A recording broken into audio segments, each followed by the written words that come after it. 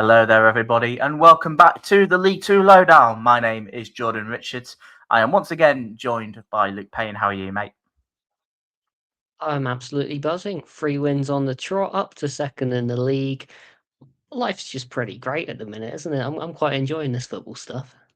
Yeah, it's all right, isn't it? I mean, you could be a little bit better off, really. Still yet to drop points in 2026. Still yet to concede a goal. As of yesterday, showing at Colchester, and which we'll probably mention a bit more in a little bit. But look, we're on a roll at the minute, and playoffs are back on.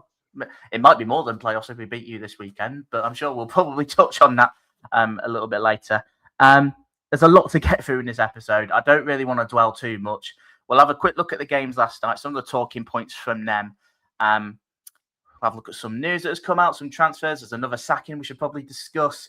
One about a Brazilian striker wanting to buy a football club in this league. I say a Brazilian striker, a former one who was, if you played FIFA, back in 2010, 11, something like that, when he was at AC Milan. You know exactly who I'm on about because he was an absolute god. We'll probably look at the games taking place this weekend as well. We'll talk transfers and we'll come back to Luke's sort of brain teaser as well from last week, and he's got a new one up his sleeve. But yeah, as always, if you are new around here, make sure to hit that like button, subscribe if you are new on YouTube, download the podcast wherever you get your podcast from. We really do appreciate all your support. And make sure you go and follow the TikTok if you haven't done so already for clips from the podcast and other different exclusive stuff as well. Right, let's get into it. Luke, I'll just come straight to you. There were 10 games on yesterday. I will just mention the games that, Barrow against Oldham and Cheltenham against Gillingham fell under the weather. So those two games didn't take place. I'll let you open it up. Some of the talking points from the games. Of course, I'll let you mention MK Dons. I know you've got a little bit to say on Bristol Rovers, but that's none of my business. And maybe some other talking points from a few of those games. I've certainly got a few. I'll certainly mention Grimsby as well in a little bit. But in terms of MK Dons and everyone else in the league, what was the results that sort of caught your eye, and how did you get on yesterday? You sort of preparing me for who Grimsby have got at the weekend, which is probably going to make me terrified if you probably took what I'd probably think you're about to mention, if that made sense. Probably didn't. Right. Well, I'll tell you what. I'll get our game out of the way first. I've got to be honest. It was a bit of a strange game by our standards. Entirely different to the one at the weekend against Shrewsbury, where it's just very open and we kind of just ran straight through them time and time again. Bristol Rovers, it was a very different case. It was a very scrappy game, stop-start the whole time. Pretty much exactly what you'd expect a Steve Evans side to be. And just, if I'm being honest, just very, very dirty. And I'm sure Bristol Rovers fans are going to come straight at me for that because of one incident with Callum Patterson, which I will say he did elbow the guy. I don't think it was necessarily all intentional. I think he was shielding the ball, but he definitely did connect with that guy. I think it was Senior. So hopefully we don't get punished too badly for that in retrospectively. But I do also think that's kind of just how they were playing the entire game. Quite literally, it was more like rugby at times. I think there was also an opportunity where Collins was pretty much had a perfect opportunity to shoot and was brought down in the box, nothing given. So it was one of those really sort of frustrating games to deal with. And one we'd probably have lost most other seasons, but actually we found a way through. Lovely little sort of fast break, ball up from McGillivray, headed down by Patterson, Collins down the wing, straight back to Patterson, goal, which is quite nice and quite fitting that it was him that scored 5 minutes after the incident as well. So that's quite fun. And I'm sure Bristol Rovers fans won't be best pleased by that, but this is going to come across as sounding a little bit bitter, but maybe a little bit of karma. That's how you play. But there's going to be some bad comments on this one. But no, what I will say is they showed a much more resilient side to them because obviously we went there earlier in the season, destroyed them 4-0. and it was just a bit of a non-contest. But they were a very different side. I can see that they're harder to beat, but and I don't see them going down if they're going to play like that every game. It's they are challenging for everything. You cannot get the ball down and play. It's you just can't. So you're kind of just waiting for moments to fall in your favour. And by the time that Luke Offord and John Mellish had both hit the woodwork, I was kind of thinking it wouldn't happen. But luckily for us, we found a way through.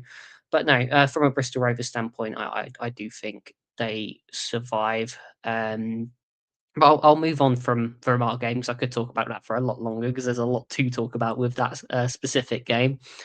I think the game I will touch on is I'll tell you what, I'll go to Salford Chesterfield because that's a huge result in the sort of promotion battle that, and I've got to say it did look like Salford had a lot of chances to win it, and to be fair, they were all over them.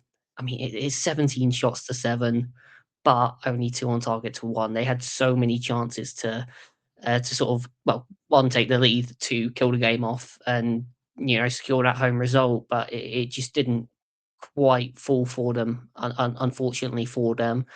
But to be fair to Chesterfield, they rode the storm as best they could, sort of came into it towards the end, and then it's just the own goal. It's just typical, isn't it? Just ball across the box, 6-yard box, difficult for a defender to have to sort of clear when they're facing the wrong way, and unfortunately the lads turned it into his own net in the last minute when there's no chance to get back.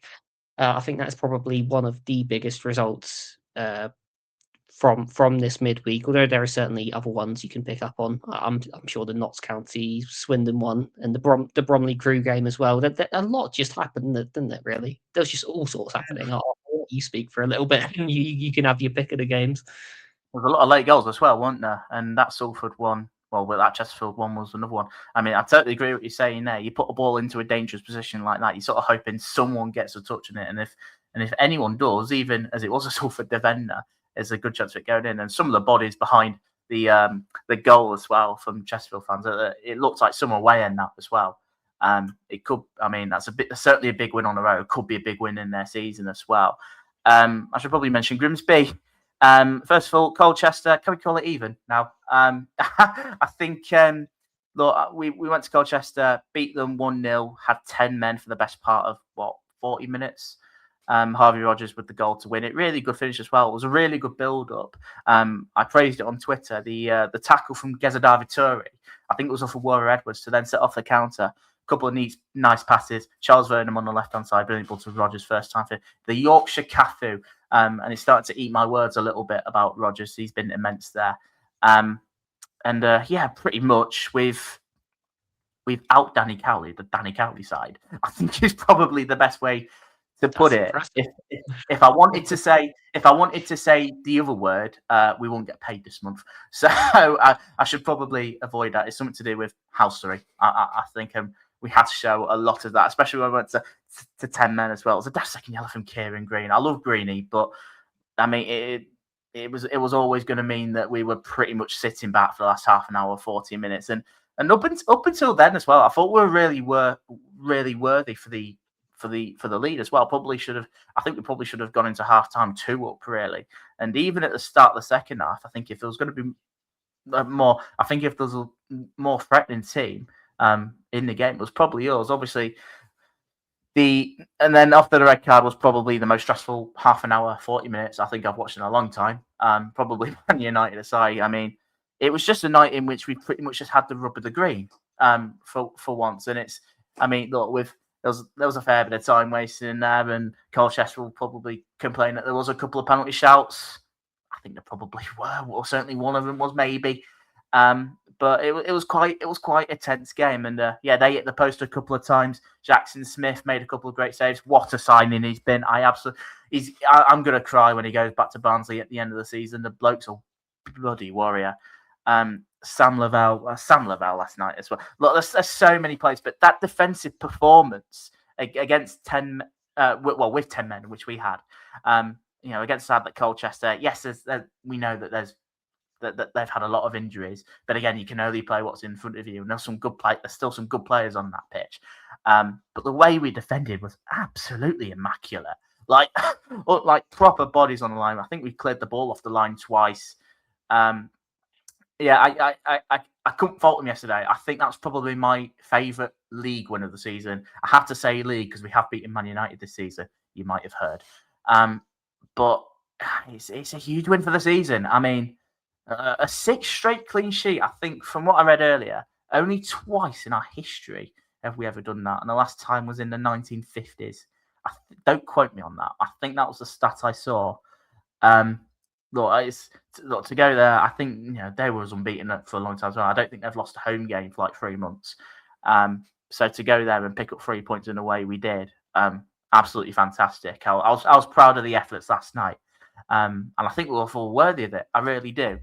And all of a sudden we're 3 points away from the playoffs, which certainly makes things interesting. I think it's probably fair to say that we are very much back in the mix now, and we're hitting form, and we just about are hitting form as well. Couple of games I think that interest me. So there was a lot of late goals, as I mentioned. I know Barnet won late, Cambridge won late against Shrewsbury with a penalty. Harrogate lost the end to Fleetwood, and again that they lost in the last minute as well. I was having a conversation last night because it's now, I think it was 4 months to the day yesterday, which they'd last won a league game. This is now, I think I read 18 games without a league win. And I've always been under the impression, I know that Jack Walton has brought it up numerous times, as like, when do you sack your own son? Because obviously it's quite interesting with Simon Weaver, and I know his dad Irving Weaver owns the club. But they're currently 18 games without a win. I mean, they're struggling to score. I mean, they did score yesterday, but on the whole, they've struggled to score. Amazingly, they're like 3-4 points off safety as well, which is quite incredible and probably says a lot of stuff how this league is. But I'm starting to think, where's the tipping point? I mean, any other manager would have been gone 2 months ago, let alone 4 months ago. But that's just how it is, and ultimately you've got to think about finances involved as well. Look, let's be honest. I think the only time he'd go is whether he wants to. Do I think it's right? I don't know. I mean, look, proof's in the pudding. 4 months without a win. It's not great. It's really not great. But the fact that they're only 3 points shy away from getting out of it is also something to be interested of. But I don't see them doing it. Newport losing yesterday. I mean, I stuck up for Newport. And then they go and put in whatever that was against Accrington. Absolutely awful. Great win for Accrington. Comedy of errors, that. Yeah. I mean, look, they're somewhat fortunate again. Bristol Rovers lost, Shrewsbury lost, and we'll get onto Shrewsbury in a little bit because there's something to talk about there. But I don't really know what to say anymore. They're in big trouble. They're in big trouble. It's just as simple as that. And I know I keep saying it, but I don't see positives in them at the minute, and they're only heading one way. So yeah, I've got huge question marks and there's a load of red flags in my head with them now. I mean, Bromley drew. I mean, they're still unbeaten. I see it as a point closer to promotion. Probably disappointed in the fact that they conceded again late on. But they're still very much in this. I mean, look, Swindon lost as well at Notts County. I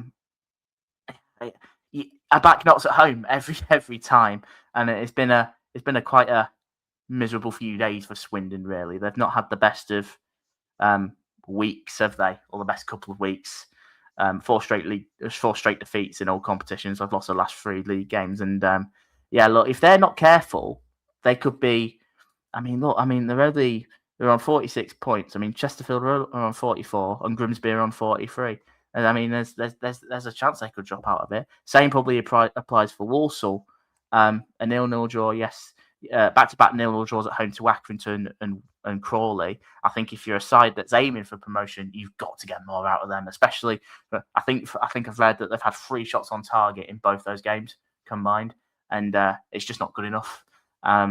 but I guess that's probably what we've come to expect from Matt Sadler's style. Crawley should, I think, from what I saw yesterday as well, if Crawley won that 2-3-0, I don't think you could have complained because they were much the better team in that. So I'm yet to be sold on Walsall. I said that the other day, and I've not changed my mind on it at all. I think these next few days will probably be a good indicator because at the minute I'm getting a sense of maybe they are going down the same path that they did last year, and I'm not sure that lessons have been learned compared to maybe what one or two are saying. I maybe look at I tell you, I wonder if Harry still thinks they'll go up. At the minute, I think there's better sides than them. There's just more better sides than them. No denying there's some good players. There's some good players in that team, but I really don't. No. just no Walsall for me. I'll tell you what concerns me with Walsall is the fact that when we did the preview for this a few days ago, I was saying their style of play is the perfect counter to Crawley's. Because it's that whole thing of they don't want the ball anyway. I'll just let them get on with their whole sort of possession stuff. We'll get down the other end and we'll get some shots on target. But they're not even doing that at the minute. No.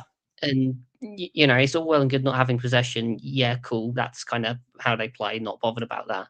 But the second you're not getting shots away, it's not just, oh yeah, this is just us playing our style.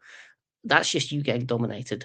And I think Crawley are probably quite unlucky that they didn't actually win that one. So it's the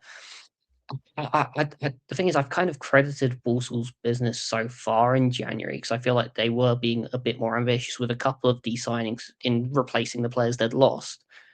But I think tactically there has to be something in there that's just not quite working for them. And I don't know whether it's a fatigue kind of thing. If it's the same 11 playing, I'd have to have a deeper look into that.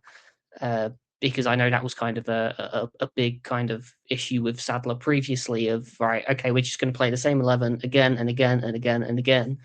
But obviously, if you don't have possession, you're having to do a whole lot more running. You have to do a lot more work when you don't have the ball.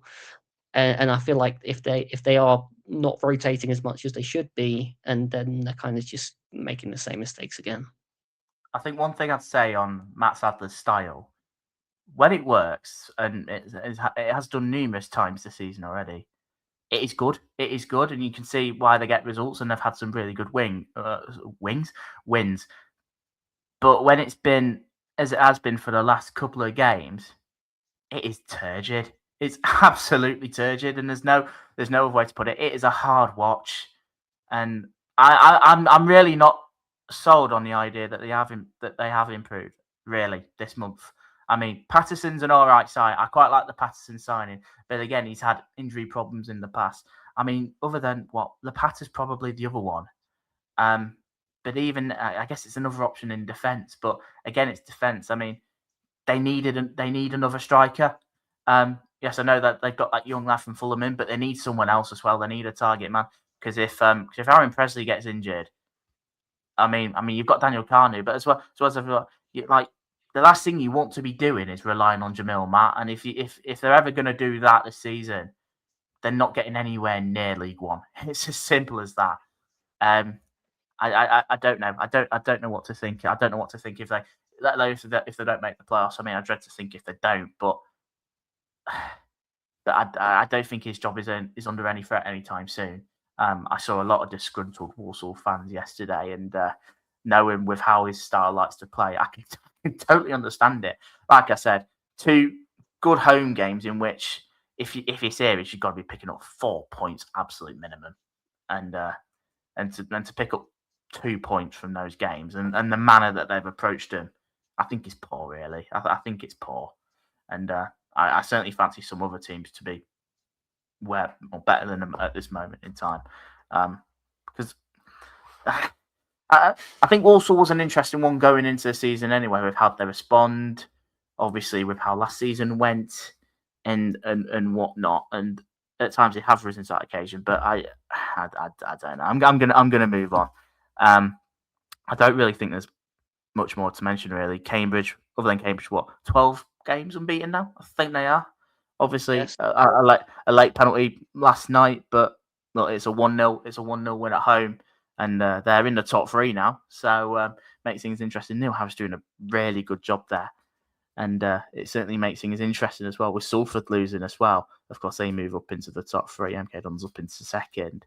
I don't really have much more to say, really, from those games. We should probably... Right, we've got some news. It sounds like Will from the In-Betweener says that. Right, I've got some news, Neil. There's your football content. Let's start with Shrewsbury Town. Of course, we're recording this. What time is it now? About 7:45 on the Wednesday. It was about a couple of hours ago. They've made the decision to sack Michael Appleton. I don't really have much to say, really, other than maybe 2 months too late. I think I can't say it's a huge surprise. Probably the timing, I think, is surprise as well, because you've only got a few days left of the transfer window. I don't get why clubs do this. Because you had Carlisle last season as well, spent all that money, pretty much brought in a whole new squad for Mike Williamson just to go sack him at the end of the month. I don't understand it. It's like, why are you doing this now when you've had a good... Let's be honest, it's been awful all season. Why are they doing this now at probably one of the most pinnacle points of the season that you can have, for a new manager to come in, assess the squad, and try and make his own signings, his own system, because it's such a ball ache to do that now once that's already in place. And I think on that regard it's stupid. I think it's fully deserved though, because they're really heading one way. Graham Coughlin is currently the man or currently the favourite to take over, looking at what Pete O'Rourke has mentioned. Now, obviously, former Newport, Bristol Rovers, Mansfield, he's been about the EFL a bit. His last job was at Boston United in the National League. Did absolute wonders last season to claw him out of it. If you kept an eye on them, they were dead and buried when he took over, and he managed to claw them out of it. I think my only concern there was it looked like he left them under a bit of a cloud.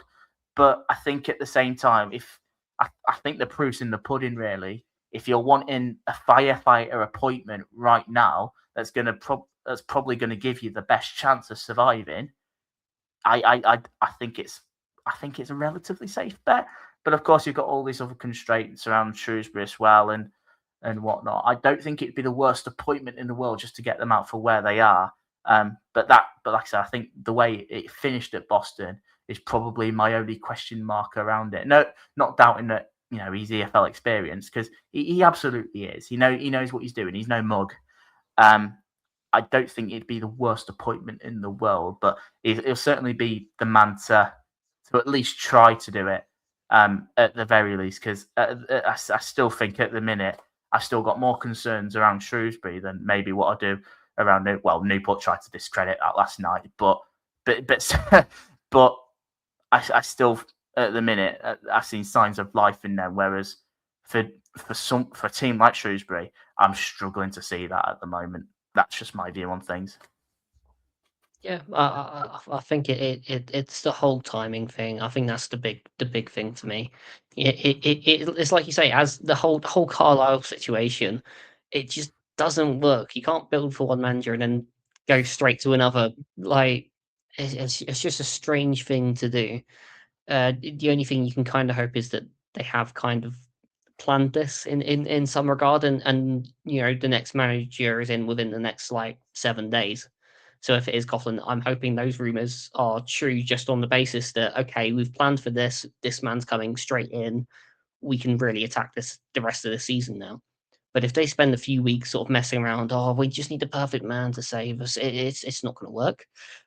So you really hope that there is some kind of logic behind the madness, is probably the way I'd put it.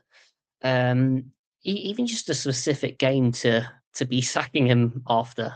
I know it was a late defeat, but it was against a team that's only lost once at home all season. Cambridge are the real deal at their own ground.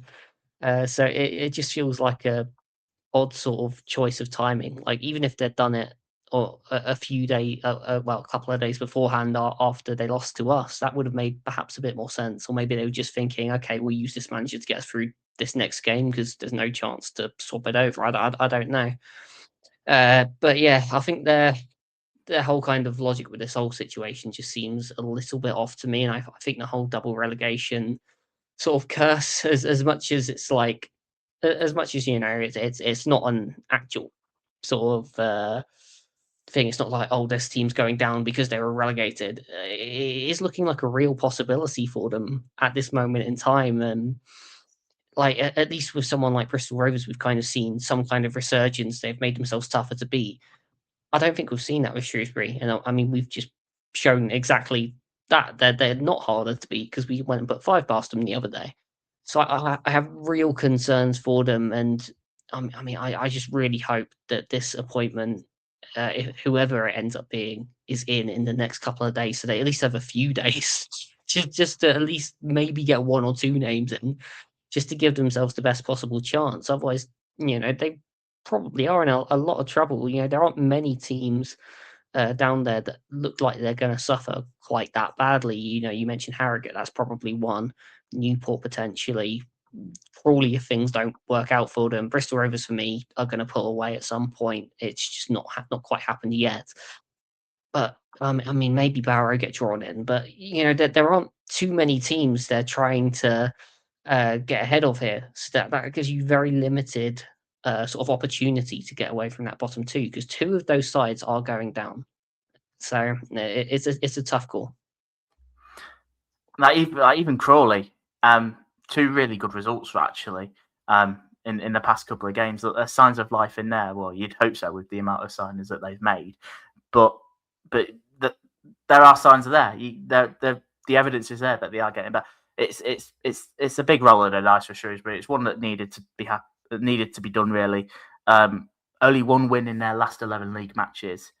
7 of them being defeats. And yes, they've had 2 really tricky games since then, and I don't really get any easier with Barnet and Colchester next up on the horizon. So they ain't got time to mess around now. They've got to act, because it's the fact that other clubs are doing, or at least trying to do stuff. Probably not so much Harrogate to an extent, but other clubs are trying to do stuff. Let's just see what happens to them. It's their turn now, and I'll be watching on closely. Matt Lawlor taking in charge of Fleetwood until the end of the season. Someone in-house. It looks like they'll assess it again come the end of the season. Got off to a winning start last night, of course, at Harrogate. What do you think?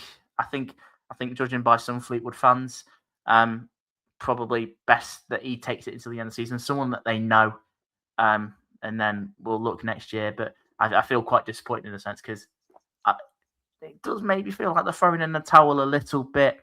But yeah, I guess if it's someone that they trust between now and then, if they believe that they can give them a lift, then so be it. I guess. I don't know. I've not really got much of an opinion on it. I mean, I feel like if they were just going to do that, they may as well have just kept Wild. But personally, I don't really see the point of this. If I appreciate that they're maybe not as high as they were wanting to be at this moment in time, but again, we kind of discussed previously, there's been a lot of issues in terms of players they've lost through injury, sales, or whatever it may be. But if you're going to commit to getting rid of a manager, being like, okay, yeah, we'll just have someone in from in-house that's kind of, it's this pretty much the same back room, just minus the guy in charge. So, well, I don't really see the point of that. I mean, we did that for a little while at Don's last season. We obviously spent a long time in our search for Paul Warne, so we kind of ended up with a bunch of coaches that we knew already from sort of previous regimes, and it doesn't work very well. And unless you have a diamond in the rough, which is, it's not very common to put it that way. Yeah, I just think it's a bit underwhelming, and I mean, it not great for them if it works, but I don't see it as that. And I mean, I think I called it damage limitation in before they made that decision. I'd say it's certainly damage limitation at that point, because you're not going to make progress like that. You're just not. I think they could have just showed more stability and stuck with Wild. I think that's just would have been the safer bet, in my opinion. Moving on to another piece of news before we have a look at some of the transfers that have been made. Are Colchester United set to be taken over by a former Brazilian striker that used to play for AC Milan and, of course, his unforgettable spell at Chelsea a good 10 years ago now? It's come out that Alexandre Pato is interested in buying Colchester United. Apparently, he's been at their last few games. I think I've heard stuff. He was at the game last night to watch our defensive masterclass.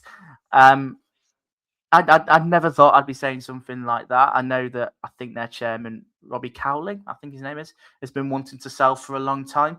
And if he's going to bring new life into the into the club, and some fresh investment, it can only benefit them in the long run. I can't imagine he's short on cash, considering some of the clubs he's played for. He was once a really hot prospect, of course. I wonder if he'll bring some of his mates from Brazil over along. Imagine Danny Cowley having some Brazilian players in his squad. I mean, they play some really nice football at times anyway with some of their forwards like Mbek Lisby. I mean, Jack Payne is basically Pele from what I watched yesterday at times.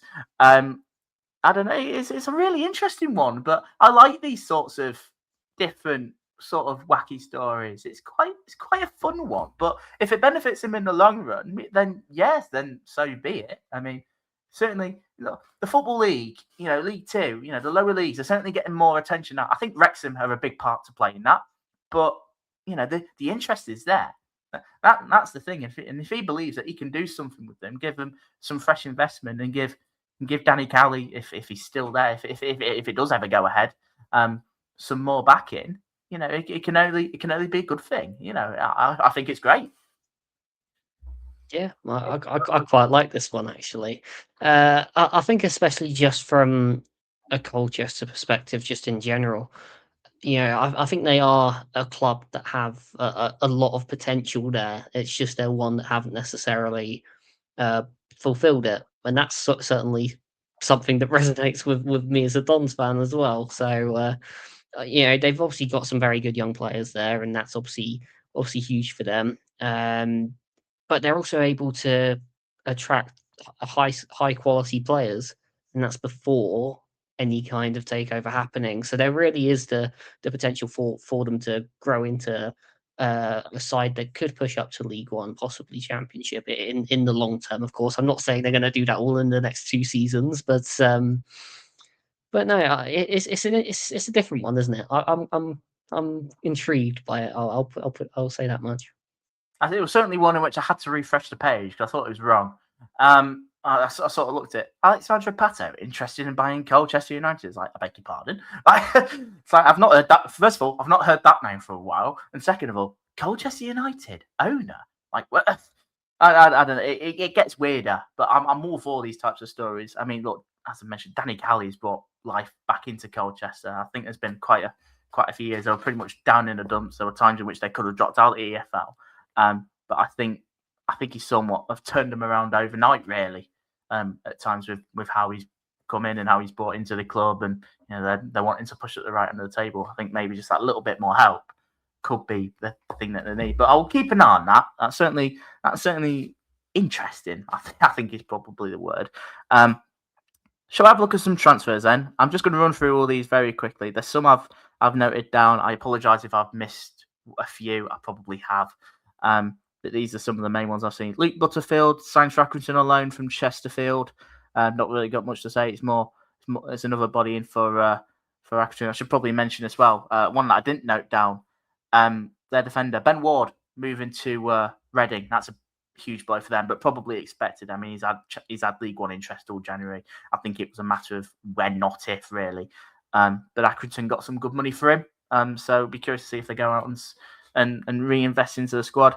Gabongo Shamanga to Barnet on a permanent deal, signing from Crawley. I did mention about his 2 goals the other day for Barnet.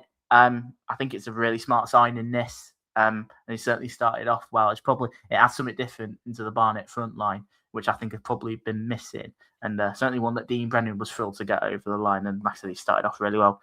Right, but pronunciation for this one is going to have to be good. I mean, Mies Reeks? I think it's pronounced Rikes, not Mies Reeks, as it sounds like. I mean, he doesn't smell. Well, I hope he don't anyway.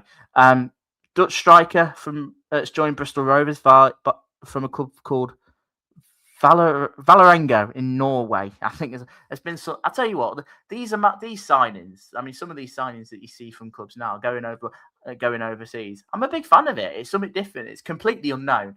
I have no idea what he's like. But it was the same. It was pretty similar to when they signed Fabrizio Cavani, really. That they signed from abroad. Notts County have signed someone from abroad as well, which I'll touch on in a minute. The big departure from Bromley, Deji Elerewe, I think that's how you pronounce his name, has moved up to Lincoln City in League One, of course, fighting for a place in the Championship. God, I hate saying that. Cambridge have a striker at long last, and I think this is a very sensible signing. Elliot Nevitt joining the club on loan from Gillingham. I think it's a player that Neil Harris has worked with before. I think someone said that. I think it was maybe Jack Mitchell that said that he was Harris's first signing at Gillingham. So it makes it does make a lot of sense. I quite like that. I think they needed another body up front, and they certainly got that. I don't think he's the worst player in the world, and someone that's not an unknown to Harris as well. I think that's a smart piece of business there. From one striker signing to another over in Cheltenham, Josh Davison has signed on loan from Tranmere Rovers. I know they needed firepower. I know they needed a striker. I mean, Luke's shaking his head. We'll touch on that one in a minute, I think. Couple more in at Crawley. Jacob Chapman, goalkeeper, has come in, and Justin Ferrisai. Ferrisai, I think that's how you pronounce his name. I think he's just come from Ireland. Signed on a free transfer. A couple more in at Crawley. I think they're on like 12 signings now. I know that a couple of 13 now, possibly. I'm not sure. It's a lot.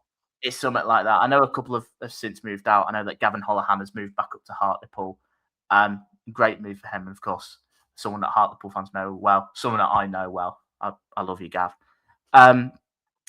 Some business happening at Gills. Cameron Antwi moving over there from Newport. Of course, it was only a matter of days after he scored against them and celebrated in front of their their big home end.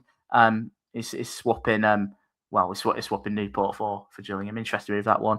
And it looks like they could be getting pretty much their main target, Ronan Hale, that's playing in Scotland, I believe, for a lot of money. They've been after a striker this month, and it sounds like that's edging ever closer.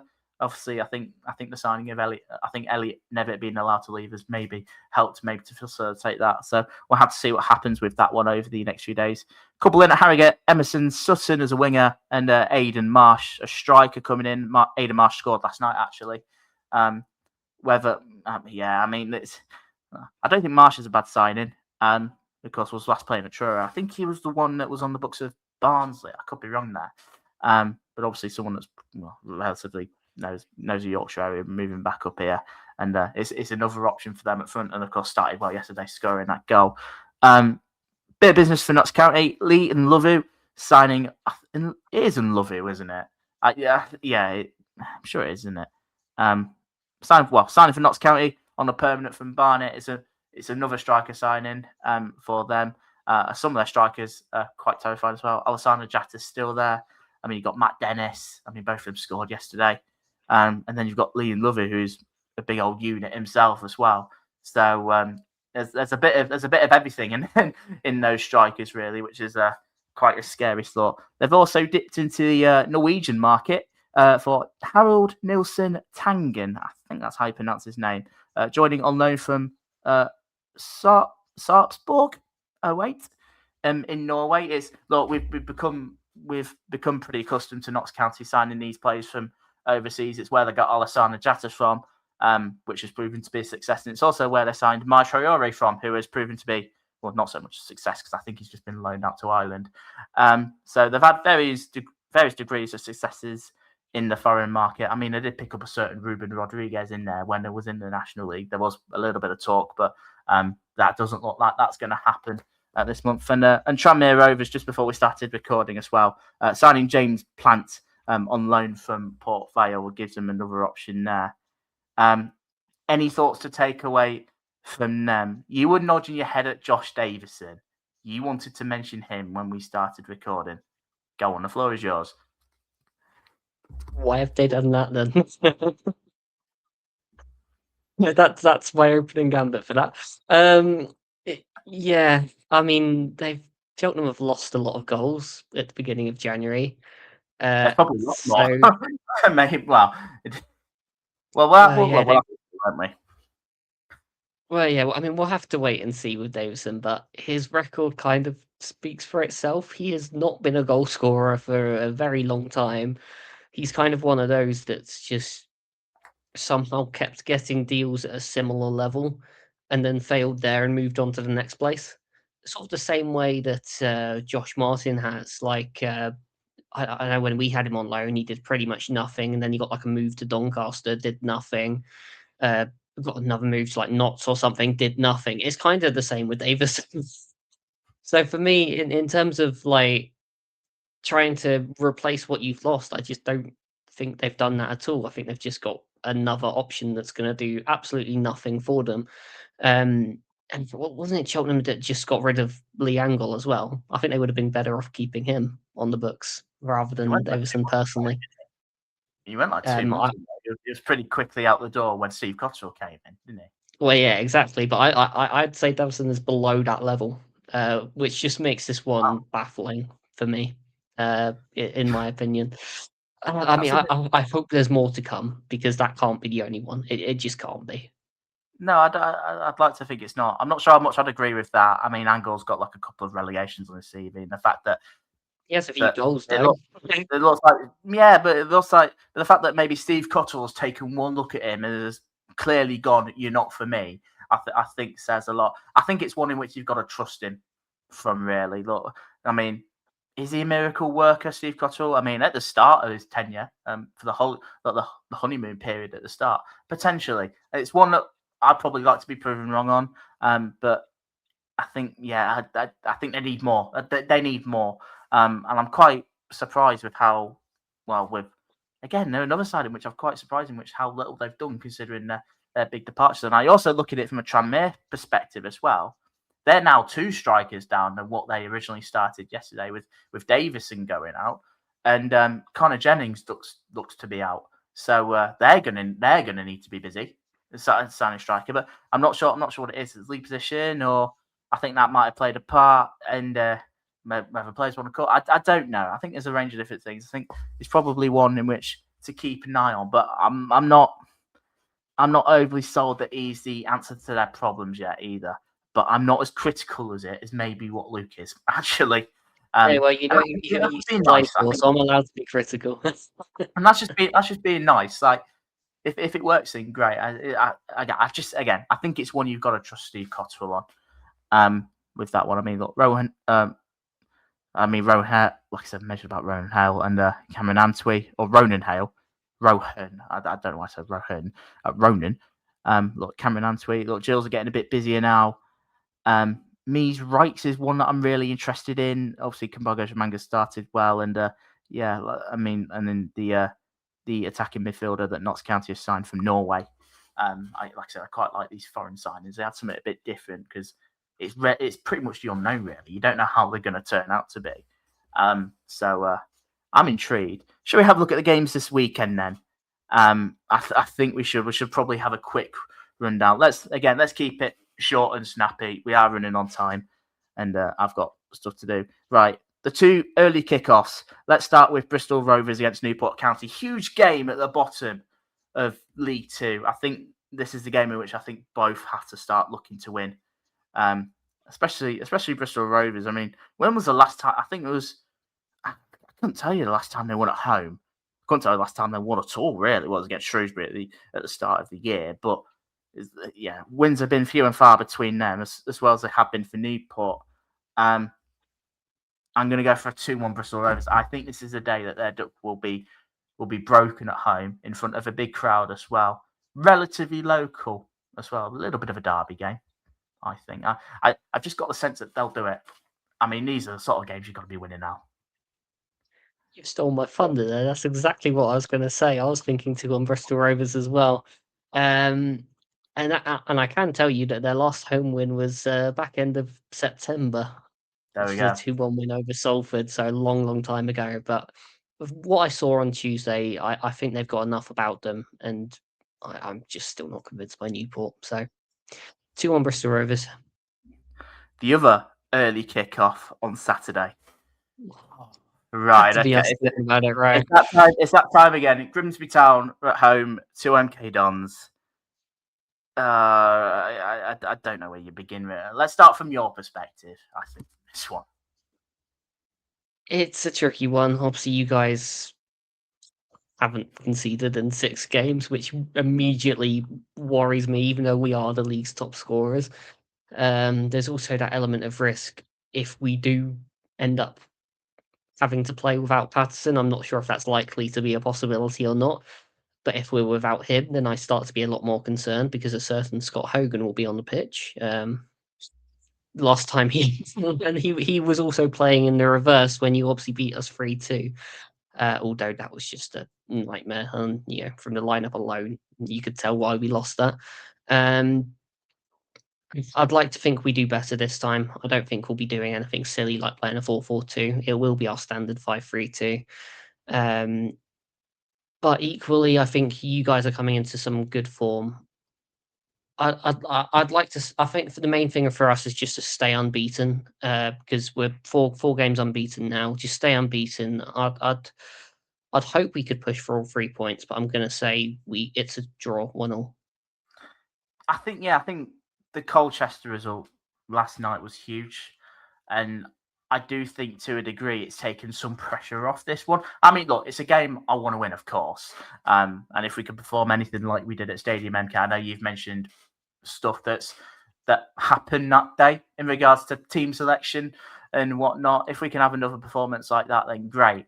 I'm not expecting it. We're clearly facing against a stronger, I think probably a stronger side to what we faced back there. I think it's probably nice to say that. We're of course without Kieran Green, which is a bit of a blow after his red card yesterday. Just a 1 game ban for him, and look, it's going to be a really tricky game. But I don't see a reason why we can't attack it and get something from it, even if it's a point. I'd have snapped your hand off for 4 points in the week. I generally would have done. I think if we walk away from this week with 4 points, I think it's been a brilliant week. I do anticipate us conceding. I mean, with some of the players that you've got, I'll be. I mean, if we have another performance like Colchester, where it's pretty much the Great Wall of China, in which the opposition have to break down. No, I can't say you'll lose. I'll probably say 1-1 again. I don't want. Realistically, this is going to be a really tough task. It just is. But I know in general you guys don't have the best of records against us either. So there's maybe some crumbs of optimism there for us. But also records are there to be broken. I mean, there's 6 straight clean sheets for us as well. I know that probably Paul will be chomping at the bit to first of all break that and to go and pick up some points on the road as well. So, yeah, I've not really got much more to say on it. Let's go 1-1. Let's follow you. I know we're being very sensible. I don't think any of us want to lose this. Probably because you know how smug I was after the last time, and you've got full permission to do that if you beat us. Which, to be fair, I think realistically speaking, there's more chance of you doing that to us this time. But look, I sound like such the pessimist, don't I? At times. Let's be positive. We're on a roll. But our season won't be defined by that game. I just don't think that at all. Right, moving on. Let's run through these other games very quickly. Accrington Stanley against Cheltenham Town. Let's go for a hacky home win. In this one, I think they'll win 2-0. I mean, look, they've just look. I think Accrington have been one of the surprise packages to an extent. I think this season I've been quite surprised with how well they have been this season. Whereas Cheltenham, they've struggled a little bit as of late. It's a tough task to break this Accrington side down, even with the departure of Ben Ward, as I've mentioned. Yeah, I mean, this is going to be the most boring set of predictions ever because I was also thinking 2-0 because we've just matched each other 3 times in a row. Accrington don't Not showing it. concede too many anyway, and Cheltenham just don't have any goals in them at the minute. I'm still convinced of that. Yeah, I'd expect Accrington to back up their good result on Tuesday with another win, 2-0. Chesterfield, Walsall, what we saying?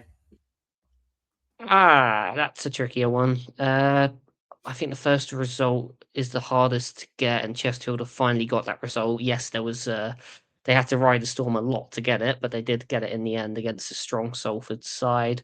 Walsall, on the other hand, not at all convincing recently. This is one of those where anything could happen. I'm gonna back Chesterfield though, and I'm gonna say 2-1. I was going to say 2 on Chesterfield. I promise you, I've not. We just do this from our minds. There's no like piece of paper which I showed beforehand. Right, I'll be different then. I'd say Chesterfield will win 3-1. I just think that win at Salford will give them that big buffer. Maybe they need to go and get a few more results. Whereas, like I said with Walsall, I think the jury's still out with them in quite a few aspects. Crawley coming up against Harrogate. It's a big game for both of these sides, really, because Harrogate are still technically in it. I know I was on about earlier. Like I said, they're only 3 points from safety. But Crawley have had a pretty decent week, really. 4 points picked up. Probably should have been 6 with how well they played at Walsall, looking at it. And I just don't know where Harrogate are going to get the wins from, really. I'll probably say 2-0 Crawley. I think they'll get the job done. Yeah, I think it. Well, you can't back Harrogate win at this point when they've not won in 4 months. You know, you're kind of happy to be wrong if they actually do get that result at that point. To be honest, Crawley's performances have improved a little bit recently. To be fair, and they probably should have scored a couple against Walsall. I'd expect them to put that sort of those sort of finishing issues. Well, not really issues because it was only one game, but I'd expect them to put that right, and I'm going to say 3-0 Crawley. Crewe against Colchester, both sides pretty much. It's a big game for both. Again, it's another big game for Colchester. Pretty much in this playoff mix. I mean, I think there's some.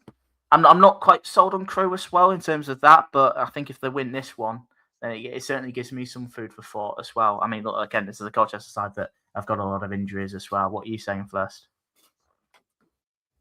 Crewe are unbeaten at home since October, I believe. So that's a pretty decent record. A lot of those are draws, though. So you can kind of see where I'm going with this straight away. Because I mean, Colchester are a very good side. I think with the additional injuries they've now picked up in the latest game as well, it's got to come in at some point. I know their form's been good, but I'm going to say 1-1. I was going to go for that. I knew straight away when you mentioned draws that you were going to go down that route. Yeah, 1-1.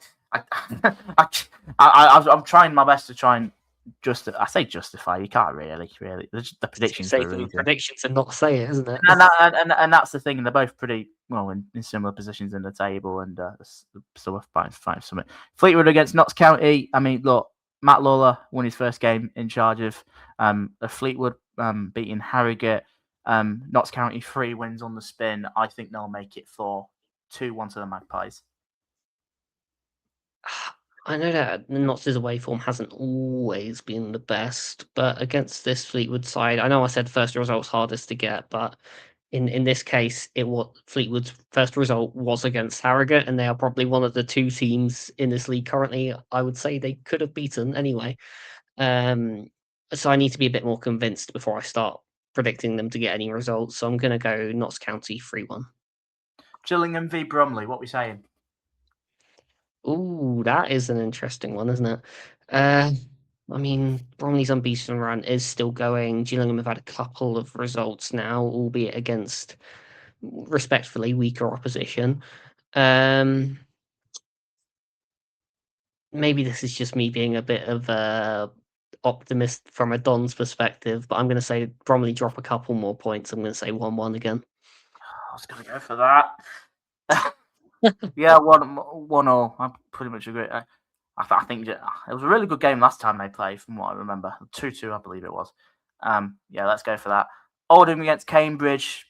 It's a tough game, I think, for for both sides, really. I mean, Oldham at Boundary Park, they're capable of picking up results there. I mean, Cambridge 12 games unbeaten. I don't think they'd want to lose that. Do I go the fence sit again? No, actually, no, I'm not. 1-0 Cambridge. I think it'll be a proper grafty away win. That would make sense, wouldn't it? 'Cause their unbeaten run is extremely impressive. One of the best in the EFL right now. Meanwhile, Oldham kind of hit and miss at the minute. They're kind of getting a result and then dropping points, getting a result, dropping points. By that logic, they're getting a result. And I don't know. I think they've got enough in them at home. So I am actually going to predict an Oldham win, and I'm going to say 2-1. Shrewsbury against Barnet. I mean, Shrewsbury starting life without Michael Appleton. What about what you think? I mean, they shouldn't get a result here. They really shouldn't.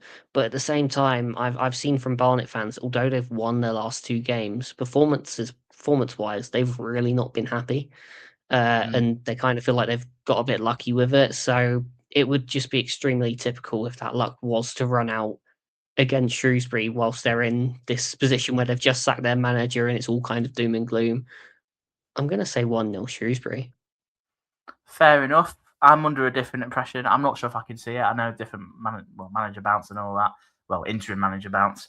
I'm not as sold on the idea. I've seen pretty much similar that from Barnet fans that they've not been incredible, but I think this is a game in which again they probably ought to be winning if they are to be in this playoff conversation. Let's go 2-0 Barnet, I think. Swindon Town against Barrow. I think Swindon need to win this one to get back on track, really. They've had a few poor results coming up against Barrow. Their game was called off on Tuesday night. 3 straight defeats. I think Swindon get back on track with this one. I think they'll score a few goals. They'll win this 3-1. Which is exactly what they won the reverse by, thinking about it. I mean, surely Swindon have to get a result here. Barrow's form isn't great. I know Swindon's form isn't great, but if they've got anything about them in a promotion capacity, they have to win this one. They absolutely have to.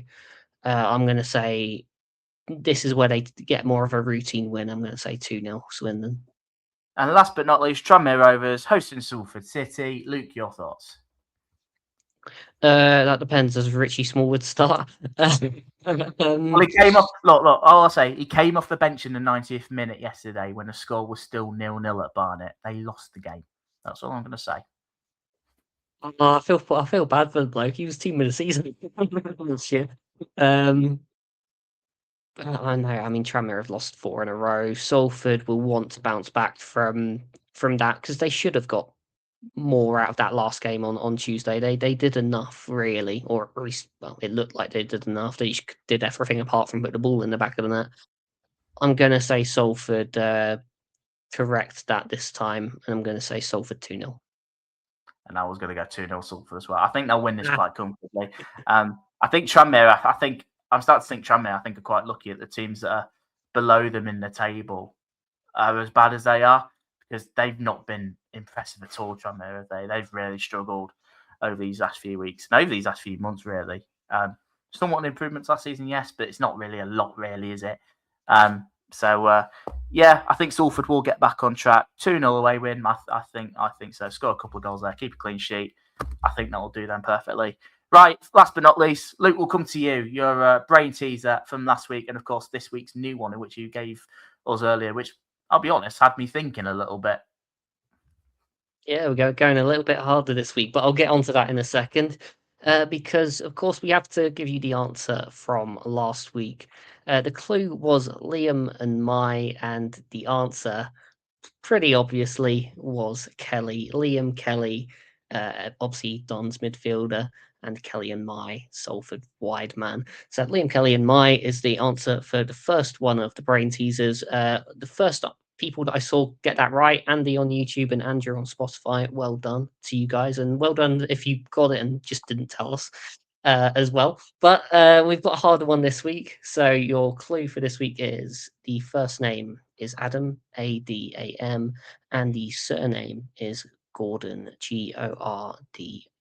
And so if you know the answer, drop it in the comments for this episode. And if you get it right, maybe we'll give you a little bit of a shout out. And like I said, this one did actually test the guys, the other hosts. And well, like I said, I think it's a little bit harder, this one, but they get harder than this. But we'll see how we go. There you go. You heard the man. If you know what it is, please type in the comments, whether you're watching on YouTube or Spotify. One of them was on Spotify as well. We do read your comments as well. Of course, let us know your thoughts about everything we've discussed in this episode. There was a lot to get through and we've just about hit the hour. This could have been 2 hours if we really wanted to, but we're pushed for time, unfortunately. Thank you all for tuning in. As always, really do appreciate all your support. All the best to your sides this weekend. We'll be back at the weekend to discuss all those games that take place on Saturday.